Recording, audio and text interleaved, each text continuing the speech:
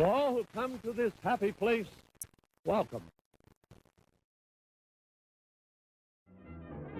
Alright everybody, this is a super serious video, okay? No laughing, no jokes in this video. This is gonna be a really serious one. No puns. Just because this is a Jungle Cruise video doesn't mean it's gonna be funny, okay?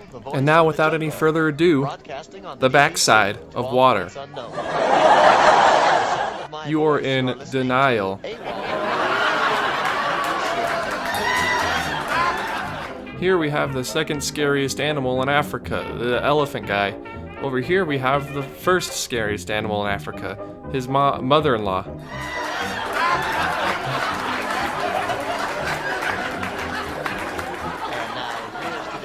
Okay, enough of that. Everybody, in case you couldn't tell with these amazing jokes I placed at the beginning of the video, we are going to be talking about the world-famous Jungle Cruise today. Today we're going to be talking specifically about the Disneyland version of the attraction, so yes, that means unfortunately we're not going to be able to cover the movie version starring The Rock. But never fear, the Disneyland version of the attraction has its fair share of funny stories and a very, very colorful history. Our story begins almost 10 years before the opening day of Disneyland, so everybody come along with me as we explore the super serious story behind the Jungle Cruise.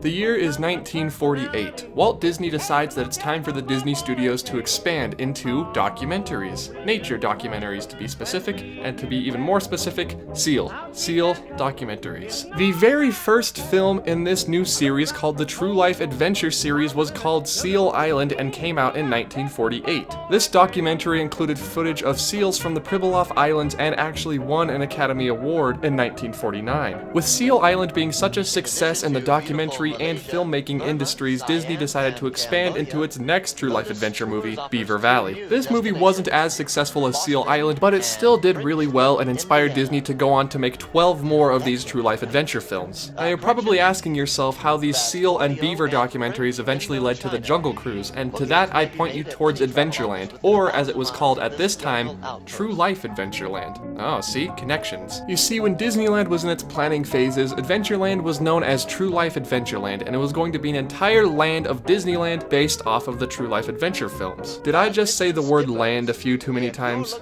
Yeah, I think so. I'm sorry, everybody. During the planning phases of Disneyland, in this map you can clearly see that True Life Adventureland is actually located where Tomorrowland is in the park these days. True Life Adventureland was moved to the west side of the park so landscape artists could take advantage of a bunch of eucalyptus trees that were growing over there at the time. It made it a little easier to form a jungle out of an orange grove. And this last-minute change may explain why Tomorrowland was almost completely barren around the time of Disneyland's opening. Those eucalyptus trees still stand behind City Hall on Main Street, USA to this day, so the next time you're by City Hall, look past all those sweaty and tired guests trying to get their tickets refunded for some reason. Take a look at those trees and realize that that is a piece of Disneyland history. You see, the very early days of Disneyland, they didn't have a whole lot of time or money to get things done very effectively, so they had to improvise. To increase the exotic landscaping for the Jungle Cruise, Imagineers improvised by taking orange trees and flipping them so that the roots were pointed towards the sky and buried the rest. I suppose it made the trees look a little bit more like they belonged in the jungle and not in Southern California. I guess you could say Disney has always been really good at inverting guests' expectations. See, I told you guys this was going to be a serious video. I may have mentioned earlier that the land was originally going to be called True Life Adventureland. That's because this was going to be a true life adventure. And by true, I mean there were going to be real animals in Adventureland. Think of something along the lines of Kilimanjaro Safaris over at Disney's Animal Kingdom. Features real animals and has a little bit of an overarching story and can educate and entertain guests at the same time. This was Walt Disney's original idea for Adventureland. Walt eventually changed his mind about having real live animals in the Jungle Cruise because he learned that they would be asleep most of the time and they wouldn't be able to put on a convincing show. Not show as in a performance, but more of like a act like the animal that you are when the guests ride by. So I suppose the Kilimanjaro Safari attraction over at Animal Kingdom is what the Jungle Cruise was originally meant to be. A little something that they don't do at Disney's Animal Kingdom is they actually dye the water in the Jungle Cruise just so you can't see the tracks or any of the animatronics unmentionables during the attraction when you ride by. During the initial years of the attraction's operation, the water was dyed brown, but that started to look kind of disgusting, so they changed the dye to a green hue, and more recently they changed it to a more blue-green fusion color. This makes it feel more like you're cruising down an African river and not trudging through the mud. The water used in the Jungle Cruise is about 5 feet deep and is part of the park's dark water system. Now, if you have no idea what the dark water system is, don't worry,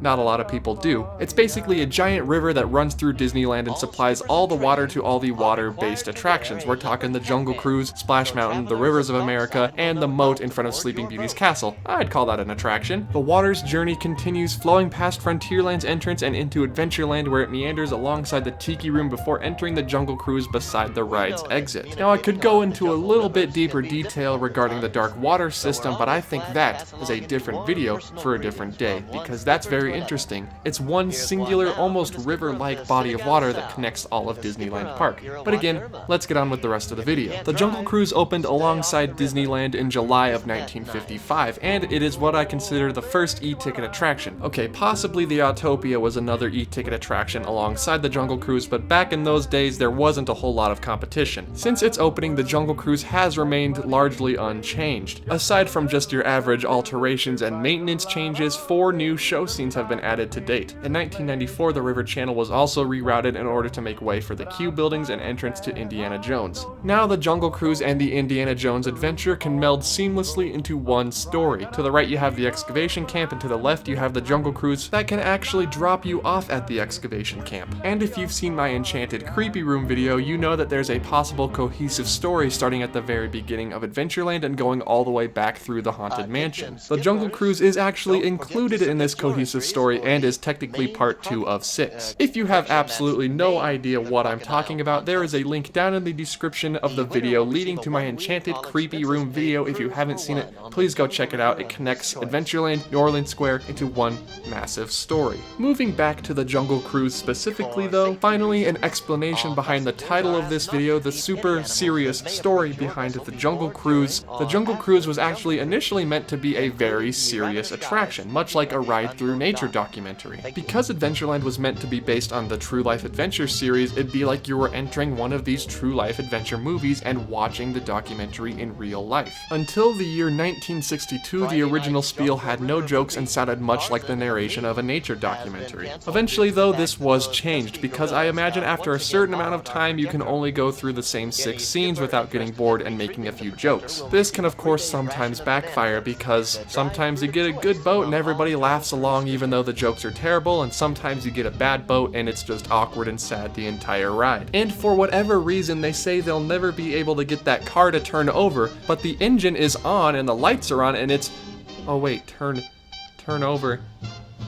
I just got it, guys. I understand now. The Jungle Cruise also features everybody's favorite salesman, Trader Sam, who actually also has a little bar over at the Disneyland Hotel. How he got over there, I will never know. And for those of you who don't remember, between the years of like 2013 and 2015, there was a stretch of time where the Jungle Cruise skippers actually didn't carry any revolvers. For those of you who also don't know, there's a part of the show where they scare off hippos with a revolver.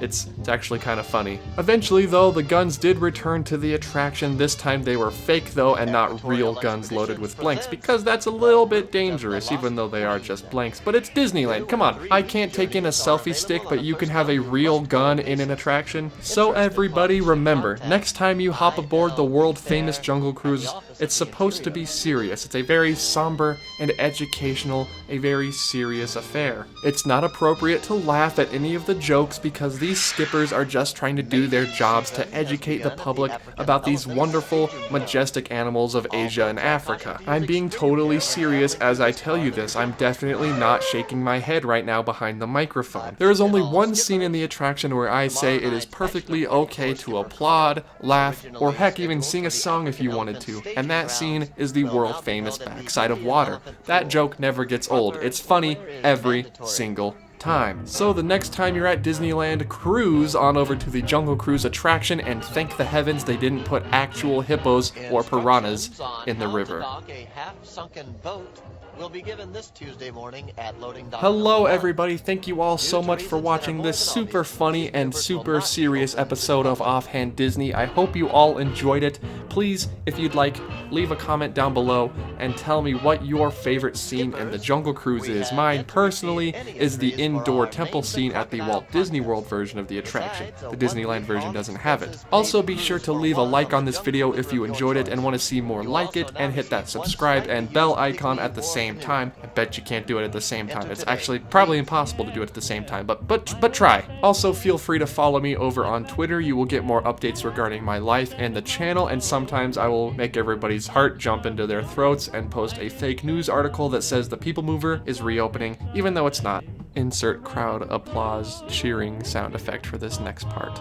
And of course, guys, if you didn't hear, Patreon perks are back. That means you get access to exclusive giveaways and early audio from each of my episodes before the videos go live. That's a massive deal, everybody, so head over to the link in the description to my Patreon, and I will definitely be very, very grateful for all of that. All of those Patreon patrons help me out so much. The link for that is in the description. Also, the Offhand shop is still open for those of you who would like to get an Offhand Disney t-shirt. I promise I've got more designs coming. We'll see how long that takes. Other than that, everybody, thank you all so much for watching this video. I hope you enjoyed it, and I will see you in the next video. Goodbye.